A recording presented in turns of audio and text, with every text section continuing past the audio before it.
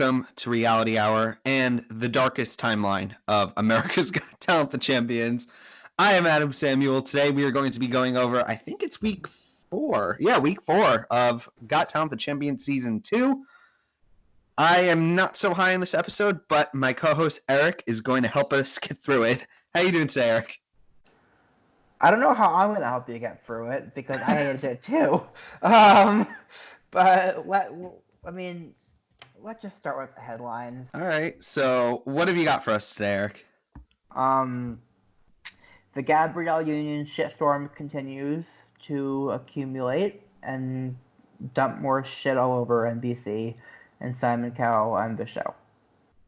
So Terry Crews, totally unprompted, decides to stick his neck out and say that there's no racism on the show, which, you know, reading the stuff that Gabrielle is alleging, yeah, there is racism on the show.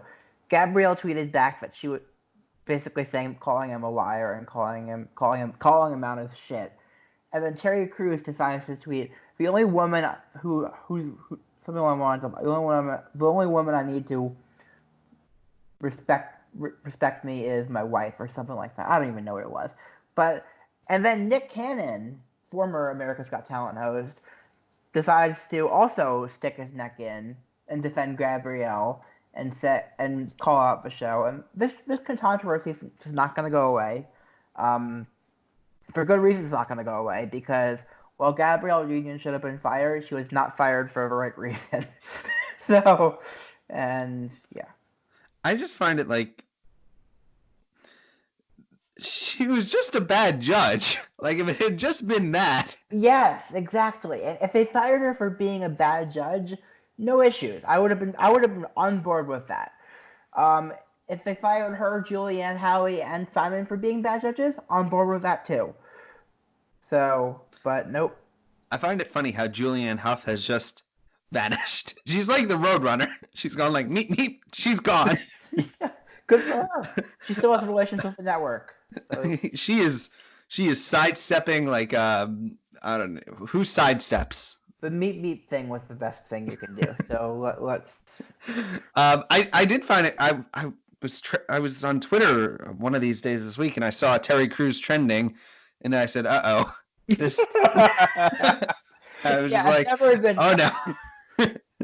Not only that, I think it was like trending number 1, and that was even worse. Or something. Think it was number 1, but he was up there, and yeah. Not a good week for this show. Although, I mean, this week would have been bad enough for a show had the show just aired, and the controversy not been around the show. So, I'm ready for the deep dive.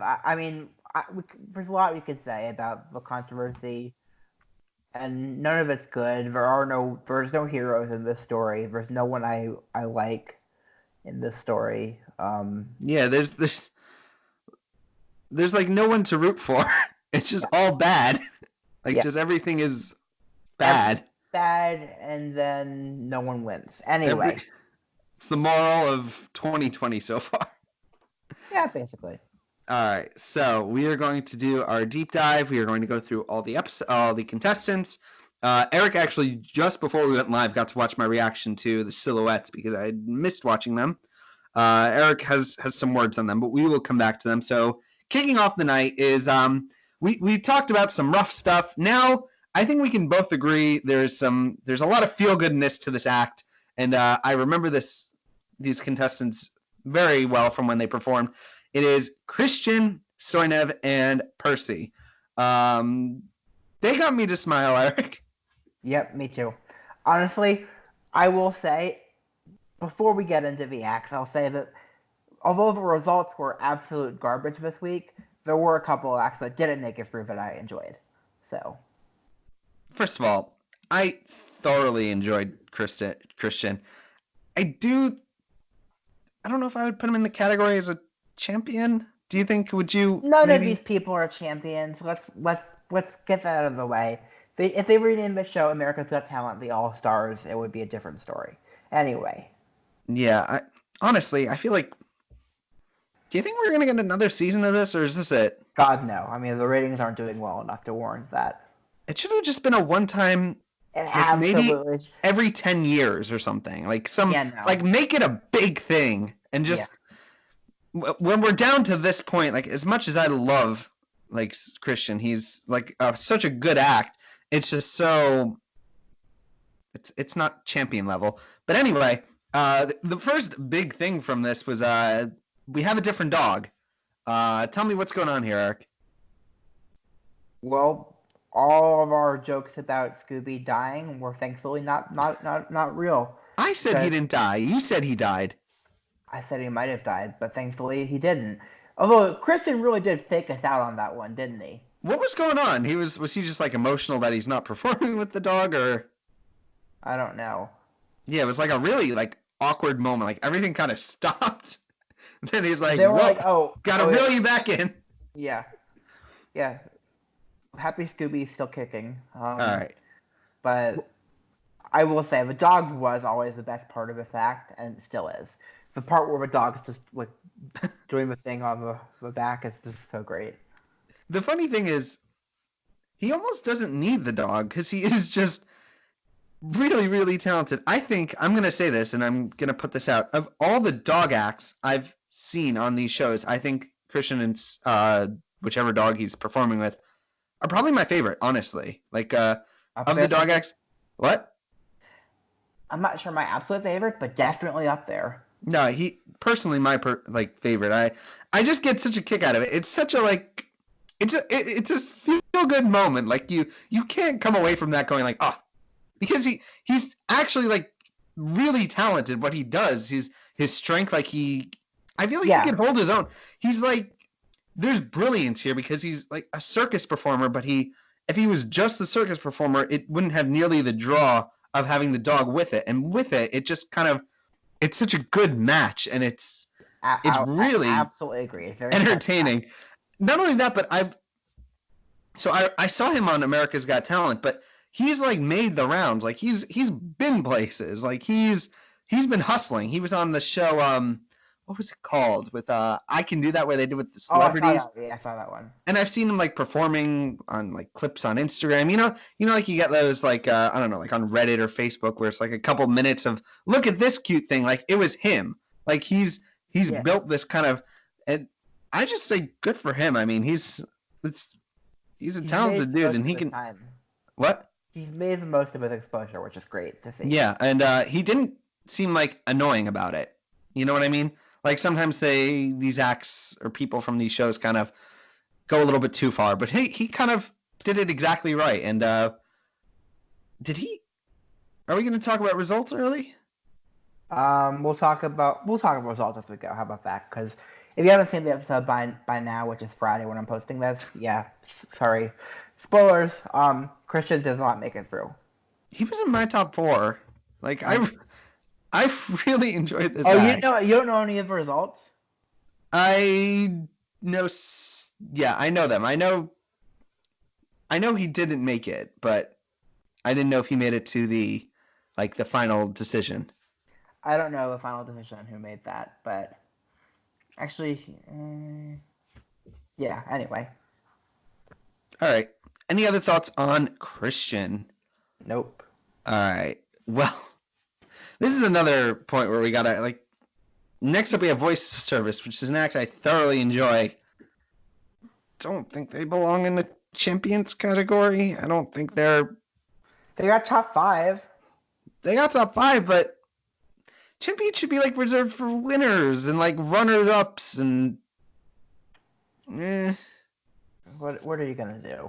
I don't know. But they're performing Brother by Codaline, which is a song not many have heard of. I actually have heard of this song. I do enjoy it.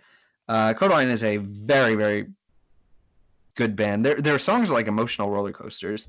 But yeah, they are taking they do a bit of a spin on it. They do change some lyrics. They lean very heavily on the story, which is a part I don't like so much because I think they are thoroughly talented. I've said this in the past. I will continue to say that lady in this group is really, really good. Really, really good. And I feel like they don't need the story, but it's got talent. They gotta Got Talent is like they take a magnifying glass on something and they just really want to push that little thing. I feel like maybe there's more to people than just their service. You know what I mean? Like I feel like we've seen this played out. We've heard these stories kind of over the rounds. I feel like maybe it's just because it's the champions, but they're still so fresh in our minds. Like I feel like you don't need to say the same story again. Mm-hmm. What did you think? I thought again she's got an amazing voice. The three guys are slightly less impressive, but still great. I wasn't thrilled about the song choice, but I didn't hate it. Yeah, they were good. They weren't in my top 4 necessarily, but they were close. They were for me right on the bubble. They like, right on the I don't know if I would put them in, but I would. Between 4 and 5 for me. Yeah, because they're good, but I feel like at this point, I feel like I've seen what they've got. Like it's gotten to the point where it's a little bit played out. I don't know if I would need to see them again, but they are undoubtedly talented. I've seen it. Like America's Got Talent. If the show was willing to put a different side of them, like front and center, it just wouldn't feel like the same thing that we're watching over and over. Yep. All right, and now I feel like we got to move on to the controversy part of the show, the part that a lot of people are a little bit upset with. So, this is an act coming up next that we have. There's actually an interesting dichotomy here that I want to talk about. So, it's JJ Pantano. He is a comedian. He was on Australia's Got Talent. He was a semifinalist. And he is essentially a younger version of a contestant I know from a Britain's Got Talent by the name of Ned Woodman. Am I correct? Exactly. Yes. He is literally that a little bit smaller and about the same age actually. Oh really? I thought it was like 10 or something. I don't know. All right. So same act. Exactly the same act. Yeah, JJ Pantano is a roaster. He does a roast of each judge. I didn't think the roasts were that great, honestly. I feel like if you've got that stage, you gotta go in. But then again, he's also like, I don't know, 7. And he also roasts Terry Crews. What did you think, Eric? Well, again, as we discussed, I've seen this act before. And not just because I've actually watched him on Australia's Got Talent. I've seen him before as Ned Woodman. I'm also not a fan of this type of act because he's 7 and he clearly didn't write any of the material. It's funny. Delivery wasn't terrible, but not worthy of advancing. I didn't like the roast of Alicia. It was so he says like the things for Alicia Keys, but then it was Alicia. I don't know. So here's something I totally read on Reddit or YouTube or somewhere, and I'm now going to just mention. I don't know who said it originally, but if JJ Pantano was not 7 years old and he was a 40-year-old person saying the same jokes, he probably would have gotten buzzed. Not only probably would have, there was a much funnier roaster. That's what I was about to say, because we had an act just like that on America's Got Talent. The name is not coming to me. I'm sure someone in the chat who knows who I'm talking about. He didn't make it past the auditions, but he did essentially the same act JJ did. And it's just but funny. I don't remember what it was. I just remember he went in. Like, if you're going to do this act, you got to do it right. Yeah. Because you're not going to go far, but at least say those words to the judges and let them hear it. Is kind of what I'm saying. But it's Alex Hooper was his name. Alex Hooper. I remember because I've actually watched his stand-up special since then. I really enjoyed him. I didn't think he was that. The fact that he doesn't stand out that much, just maybe that's it. But just compare those two auditions is what I'm trying to say. That one was way better than this one. But then again, I think he got like all 4 buzzes, right? Yes, on purpose. So that's kind of where you go from there. I mean, how far did Ned make it on BGT? The final. Wow. Maybe JJ is gonna make it. To a semifinal. All right. So, yeah, usually when we get these acts from the other like iterations. Usually they're the winners. He was just a semifinalist. Like He did get the Golden Buzzer as audition, but no. Well, I don't really know what else there is to say here. It's a kid. You can't really like go all in. His jokes were clearly like written by someone else. Yeah. So what else is there to say? Nothing. All right. Well, let's move on to Emil. I'm gonna say this wrong. Rangel. Did I get that right? Maybe. All right. He is a dancer. He won Romania's Got Talent. He is he's a good dancer, I will say, from watching his performance. I'm kind of surprised he won Romania's Got Talent. Are you familiar with this iteration of the show, Eric? No. I will say I have a ton of respect for him for, being openly gay on the show in a country that's not very friendly towards LGBT people, I'm assuming, and winning somehow. Yeah, it's crazy that he won. Yeah. I will say the act itself wasn't that impressive. As much as I like him, I wasn't impressed with the act. Yeah, it's the sort of act that we get during the quarterfinals that gets cut the first round. Yeah, like basically. Any first round of a Got Talent, at least America's Got Talent, this is one of those like fodder acts. Like there's not much there to it. I mean, you could admire it, but one thing I noticed when I was watching was he dances to Bad Guy, and there's a part of the song where I could swear they cut it. They edited the performance down because the song is like just getting to the chorus, like when the beat starts dropping, and right there. Say, that doesn't necessarily mean that they added the performance, because when last 2 weeks ago when Dalton's song was playing in the background, they cut that song up like crazy. They took that song and hacked it up and basically screwed everything up with the song. So yeah, the song being skipping or changing does have nothing to do with that. No, but it was also because they cut to Terry Crews. Like they did some like. Yes, that might be more of a sign, but the fact that the song skipped has nothing to do with anything.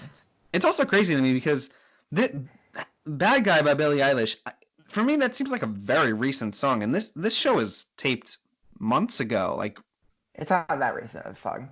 All right, maybe I'm just not that up to date, but yeah, that just stood out really weird to me because it's when the beat drops, like it's what the song is building to, and they just skip right over it into the next verse, and I was like what? Okay. What? Okay. All right, so that's kind of what I got on Emil. What about you, Eric? I already said what I got. All right, so let's move on. Rant time. Eric has got a bit of a rant, so I am going to just very quickly say we have the Silhouettes. They are a shadow dance group. They do a performance that's centered around a dog. And I will say, while I was watching the video, I said aloud, the dog is going to die. And I was wrong. But Eric, what did you think about this act? Well, first of all, the nice things. The action is cool and requires talent, but God, that story and the judge's comments about it and everything pissed me off. This whole act, you know what it reminded me of? That Stephen Hawking meme about him when he dies and he's going into heaven, which is ironic because he's an atheist, and that's also that alone is that start there. He's an atheist. That's a different argument. Yeah, that's a different stupid thing about it. But then him like walking out of his wheelchair into the clouds. That is fucking ableist as shit. Because the thing about his wheelchair is that it wasn't something that was keeping him down. It was what enabled him to be independent and do things. So that's the whole point of a wheelchair. It's not like something that you have to be, that's a bad thing. It's like it enables people to be independent and to move around and to live their lives. So I am pissed that all these judges were like so sad and such a sad story that this person returns to the wheelchair. Yes, that's sad. But the part that pissed me off was when she gets up out of the chair and walks to the dog. I mean, like, it just rubbed me the wrong way. I'll put it that way. And I just, if the story wasn't that, And of course, obviously, the person who is pretending to be in a wheelchair doesn't actually use a wheelchair, which is also kind of offensive, but we'll get there. And I just didn't like it. I really didn't like it. It just rubbed me the wrong way, the whole thing. I mean, me not being someone with any disability, I can't really speak on that matter, as I just can't go there. But I can say that the performance itself I found good, if a little bit uninspired. I would say I felt a little bit that it was a little played out. It was kind of similar things that we've seen before. Nothing really wowed me of the performance. I mean, there's one thing where they do a tree, and it's very clearly just one person like standing up and then hands like on the side. This is a trend I'm starting to notice that I haven't until now. We've had acts like this. They kind of fall into similar categories as a bit like the like sand acts, sand artwork a little bit. They all kind of talk about war. Like Seems all like of it. them. Yeah. I don't know. I thought they were good. I mean, I would probably put them through because this was not the best night. But would you have put them through? I'll ask you that. Two different answers to that question. If they did a different story that didn't offend me, would I put them through? Yes, because the act itself is cool. But as it is, I would have sent them home. I would have. It pissed me off. So. For me, they're like number 4 / on the bubble, personally. Like. And they got the golden effing buzzer because F this show. Anyway. That should be the title. F this show. All right. Well, from there, we went low, we went lower. I feel like now we can talk about one thing that we are probably going to both be in agreement on is one of the few high points of the episode, which is the next two, I think, are the two best of the episode. It is Brian King Joseph, who is when I saw that he was on the list, I was just thinking they totally couldn't get Lindsey Sterling. Well, which once I saw last year. That what? They tried last year to get her. They couldn't get her again. Once I saw his name, I actually went back into the Lindsey Sterling black hole of YouTube videos, and I literally spent an hour just rewatching her. Funny enough, I actually went back and watched her original, like, America's Got Talent audition. Not audition, her semifinals when she got buzzed. Crazy how much she's just gotten better. I mean, it's also funny because when she was on that performance, when she got buzzed by peers, she was kind of like a product of the America's Got Talent like machine. Like they had done all the bad things you could do to an act, like to make them America's Got Talent ready, and just she's so much better outside of it. Like she's really talented, and I think personally might be one of my all-time favorite acts to come from the show, which is crazy because she was cut in the quarterfinals. Uh-huh. Anyway, I could talk about Lindsey Sterling for hours. Let's talk about Brian. So Brian is a violinist in the same vein of Lindsey, and he has a condition where his fingers are numb, and he says he will eventually go paralyzed. What did you think about Brian? Totally deserved to make it through, especially after Tyler made it through last week. Yeah, it's so like night and day with him and Tyler. Like, and then one gets cut and the other goes through. It's like Tyler is the student and Brian is the master. You know, like and the student makes it through for some reason. It's absurdity.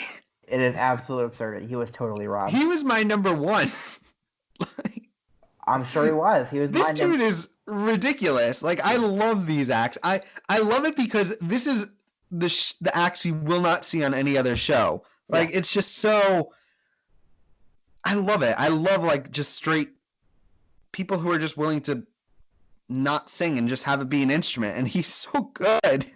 And he gets cut here. Mm-hmm. My number 1 and 2 both. Ugh. That's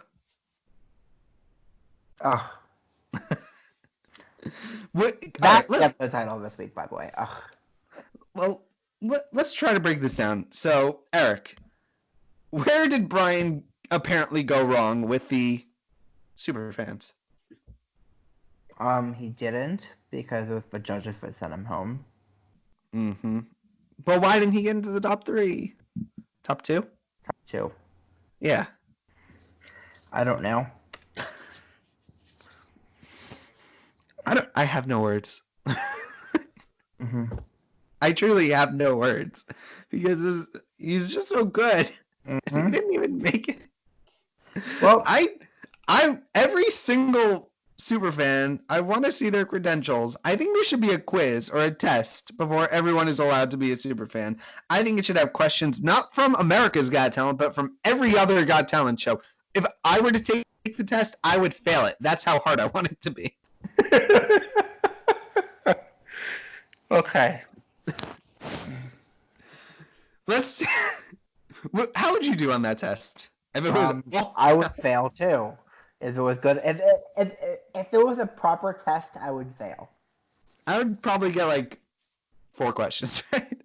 Anyway, we go from one high to another high, and neither of these people made it. Connie Talbot, Britain's Got Talent. I think she was the runner-up of like the first ever Britain's Got Talent season. Yep, and she was like 5 or 6. And she is incredible because when these acts, these little girls like on these shows, they grow up, they usually either like become pageanty or they kind of somewhere along the way kind of lose that special stuff. For her, it's like wine. It kind of just matured and got better. Mm-hmm. And she is ridiculously good. Like ridiculously good. Yeah. Like I wish she was on a different show good. Like that's like she belongs on The Voice because she is so much better than these Got Talent shows. And they just keep burning her. She was on Britain's Got Talent, she got burned, and now she's on. Mm-hmm. What do you make of Connie, Eric? Well, I honestly found her Britain's Got Talent, the Champions performance, just okay. I liked this one a lot better. You shut your mouth. It was great. It was both great. Both were good. This one was better. I like this one a lot. Love the song. She's got a great tone. I'd have put her through in a heartbeat. She was either my number 1 or number 2 of the week. She's really good. Yeah, she's really good. How old is she now? She's like 19. She's like an adult. And like that little 6-year, like I remember watching that performance, and like they're grown up now, and it's it's scary. But she is not just good as a vocalist; she's also a really good piano player. And she's got like I've followed her on YouTube since then. Like I've subscribed to her, and she's got some good shit. Like she's really good. Okay. Her originals are good. Like this was a good song. Mm-hmm. And she didn't make it either. Mm-hmm. I have no words. Yep. I have no words. Okay. Let's go. Let's breathe for these last 3 acts, shall we?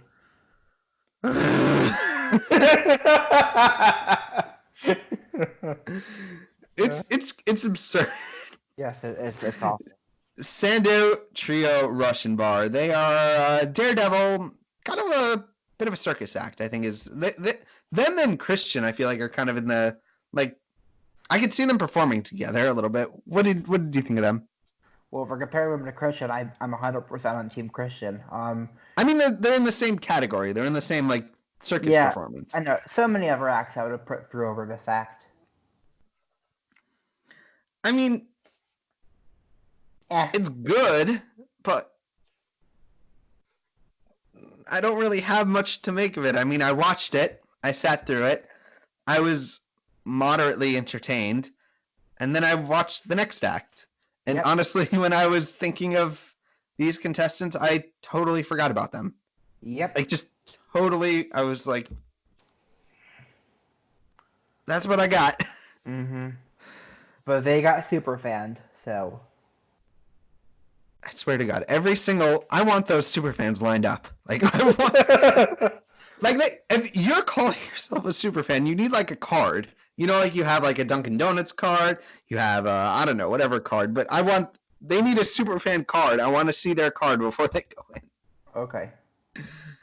Next up is Bars and Melody. They are a big act from a couple years ago. They are one of, if not the most viewed Britain's Got Talent auditions. Eric, am I correct? Yeah. So they're big names. I mean, they got big. They were on Facebook video, like kind of when it launched, they were this big story. You would see them all over the place. And then every couple of months they would kind of, no, years, I mean, like even a year ago, you would see like a resurgence of, oh my God, look at this video. And it would just get some more views. So they are made up of two, they were like little kids. They were like, I don't know, like 12 or 12 something. and 14, I think. Yeah. And now it's like 5 years later, they're grown up. It's weird to see. And how it works is there's bars and there's melody. So one of the guys, I think his name is Charlie, sings the songs. And then there's the kid who's not a kid anymore. He sings the rapping part. What do you think of bars and melody, Eric? Kind of underwhelmed by them, but I always was. I wasn't ever a huge fan of this act, but they were successful enough that I wouldn't have buzzed them because I don't think it called for to buzz them. I don't think there should be a buzz on this show. Like, yes, even I would honestly like take it out after auditions. Like, what's the point of it after that? Like, other than just like the audience getting their pound of flesh or like the judges. Like, I just feel like it's unnecessary at a certain point. Yep. So they were one of my most anticipated acts going in, and I came away a little bit whelmed. Like, I was kind of expecting more. I feel like what happened is that the problem is that they grew up. It's that they're not kids anymore. And if you got JJ from before, when he grows up, like it stops. The kid gloves come off, and that's what I feel kind of happened here. Where usually they treat them like they play very nice, the judges, and now that they're adults, they don't have to, and it's kind of a bit of a harsher way that they treat them. But I'm still thoroughly like I subscribe to them on YouTube. Like I watch their videos when they come out. They're very, very talented. I just think this wasn't a good reflection of what they can do, and I would have loved to have seen them do something better because I wanted them in the top 4, but I can understand why they got cut. Did not deserve a buzzer, honestly. Yeah, correct. Yeah, but yeah, that's what I think the problem with this act is. It's just kids grow up on these shows, and then when you expect them, they're not. You treat them on a certain level, and then when they're not in that level, it can fall apart. Yep. Let's move on to this was. I couldn't watch this one, so you want to talk about it? I watched part of it. So this is Strauss Serpent. He is the winner of Africa's Got Talent, and he is a contortionist. I do not like contortionists. I do not like contortionists. I will say I purposely made a point of watching this audition because I knew Eric wasn't going to. So it was going to be on me to do the talking of this part. I knew that going in. I was like, I don't want to watch this, but I'm going to have to watch it because Eric is going to... There's just going to be no one to talk about it. So the guy turns himself into a pretzel. And it's one of the... All right. Contortion has a place in the world. Like... Does it? I don't know why it's a talent. I get why it's a talent. It's like the Regurgitator from a couple of seasons ago. Like that was funny. I get that you can do it, but why? Yeah, but why? Why would you do it? It's hard to watch. I think it's like the gross out factor. Like people like watching, like they like to be grossed out, and that's kind of the thing. But this episode, like, it felt like a circus episode. There were so many circus acts. You got like the guy with the dog, you got the danger, you got this contortionist. It's all here. I only would like one of the 3 of them though. Mm-hmm. That's all I got on him, Eric. But just to recap again, who ended up making it through here? Who ended up making it through? The 3 acts that I didn't want to make it through. The Russian bar people, the contortionist, and the 7-year-old comedian made it through. First of all, how is Connie not in the top 3? Like the Mid thing. yeah. Or, I mean, She got super fanned. this was a mess. This was a mess. She got scrooper fanned. I'm sorry. I'll see myself out. This was the darkest timeline. Like, well, this is worst case scenario. I will say, like, if we were due for one of these darkest timeline like paths on these shows, I am kind of glad let it happen during this season. like let the bad things happen here. Let it burn down, and then let's save the good stuff for the Got Talent proper. Because my God. Yeah. All right, let's move on to superlatives. What do you got for superlatives? We're going to do best of the week and worst of the week. Best of the week for me, Brian and Connie. I would maybe give the edge to Brian, but I'd give the edge to Connie, but same thing. Worst of the week. Are we talking worst as in like performance worst, or worst as in unwatchable worst? Well, performance worst.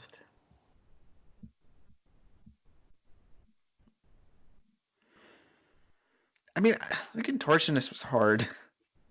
Okay, for me it's Emil and actually the silhouettes. Wow. Yeah. I didn't think they were that bad. The story they told, they weren't bad, but the story they told was excruciating. Preview for next week. All right, who's coming up? It's a semifinal, so we're done with new acts. Now we're gonna see people again now. I'm excited to see Ryan one more time. I don't even like. The only way I can describe myself at this point, I don't like it, but it's like that Elmo gif of it, like the world just burning, and Elmo is like embracing it. Okay. Like, well, once Ryan E. Miller goes home, feel free to embrace the burning all you want. That's all I got. I'm sorry. Okay. Well, that concludes Reality Hour, talking about AGT, the darkest timeline for the week. I am Adam Samuel. You can find me on Twitter at AdamSoapbox. Where can we find you? Eric Ascher on Twitter, ericascher.com, bit.ly/ericlavids.